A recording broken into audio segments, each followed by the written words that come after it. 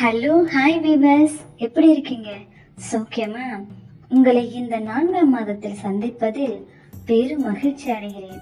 வாங்க இம்மாதத்தின் வாக்கு தத்துவத்தை இன்றைய ஆகாரமாய் பார்ப்போம்.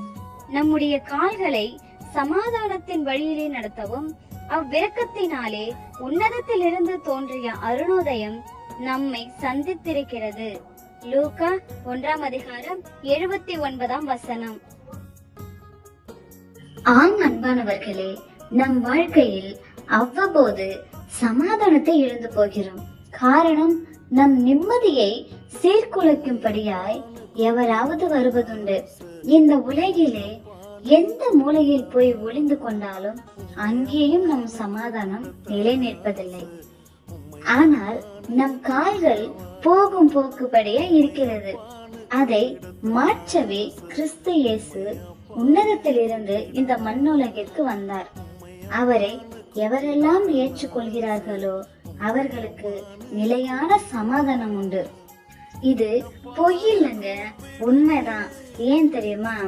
இயேசு என்றால் அன்பு, இயேசு என்றால் சந்தோஷம், இயேசு என்றால் சமாதானம், இயேசு என்றால் நீடிய பொறுமை, இயேசு என்றால் தயவு, இயேசு என்றால் நற்குணம், இயேசு என்றால் விசுவாசம்.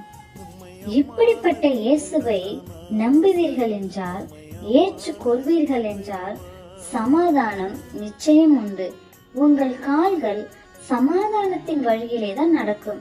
இயேசு உங்கள் மேல் அளவு கடந்த அன்பையும் இரக்கத்தையும் வைத்துள்ளார்.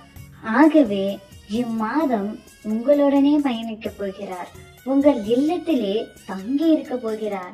உங்கள் சந்தோஷத்தை சமாதானமாய் மாற்றப் போகிறார் என்பதில் கடுகளவும் சந்தேகம் வேண்டாம். ஹாப்பியா இருங்க, ஆனந்தத்தில் மனம் மகிழ்ந்திருங்க. மீண்டும் சந்திப்போம்.